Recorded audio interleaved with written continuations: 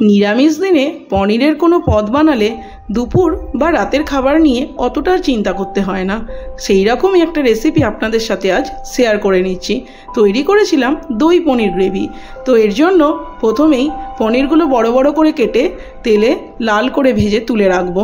একটু এই ঈষদ উষ্ণ গরম জলে নুন দিয়ে আমি পনিরগুলো ভিজিয়ে রেখে দেব, যাতে না পনিরগুলো শক্ত হয়ে যায়।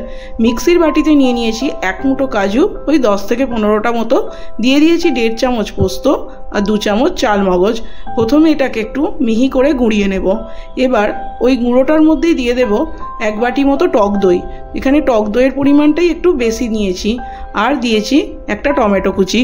ভালো করে একটা মিহি পেস্ট তৈরি করে রেখে দেব।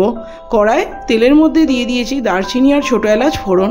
ফোড়নটা হয়ে গেলে দিয়ে দিলাম একটু টমেটো কুচি। টমেটোটা দিয়ে একটু নেড়েচেড়ে এবার দিয়ে দেব বেটে রাখা মশলা দিয়ে একটু ভালো করে নেড়েচেড়ে ওর মধ্যে একে একে দিয়ে দেব পরিমাণ মতো নুন, একটু হলুদ গুঁড়ো আর 2 চামচ চিনি। যেহেতু টক দইটা একটু বেশি দিয়েছি আর টমেটোও দিয়েছি, সেই জন্য একটু মিষ্টিটা বেশি দিলাম, যাতে স্বাদটা ভালো হয়। তো সব কিছু ভালো করে কষিয়ে নেবার পর দিয়ে দিয়েছি এতে কাশ্মীরি মির্চ। ভালো করে লঙ্কা গুঁড়োটা দিয়ে আবারও মিশিয়ে নেব।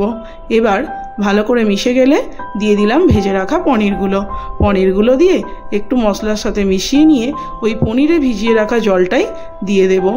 আর দিয়ে দিয়েছি একটা চেরা কাঁচা লঙ্কা। ভালো করে ফুটে গেলে ওপর থেকে একটু ঘি আর গরম মশলার গুঁড়ো আর অল্প একটু মরিচ গুঁড়ো দিয়ে ভালো করে মিশিয়ে নিয়ে নামিয়ে নেব।